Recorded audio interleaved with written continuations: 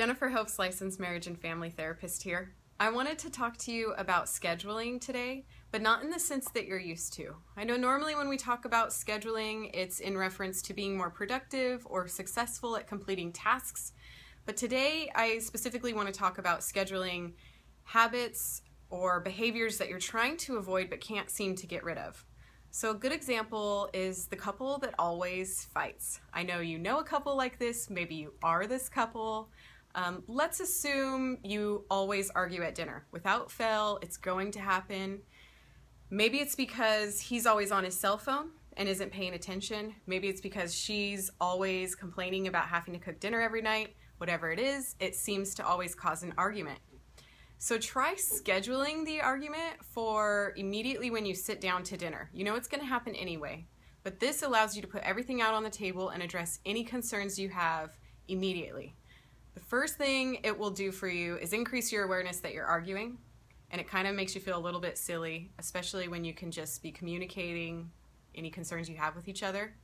The second thing it does is really help you formulate your thoughts and feelings and plan for what you want to say in your argument. It helps you be much more assertive, and it reduces the frequency of arguments. You can use this technique with lots of different behaviors.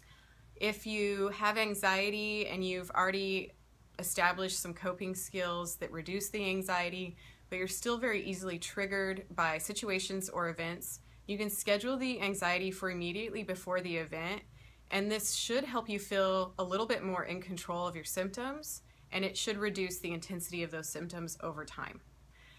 My only disclaimer is if you have a behavior that's like really harmful to yourself or to someone else, I would not suggest using this technique until you first consulted with a professional and addressed those concerns.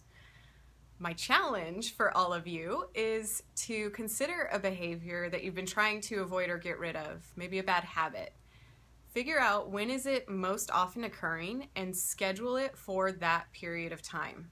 See if that helps reduce either the frequency or the intensity of the symptoms.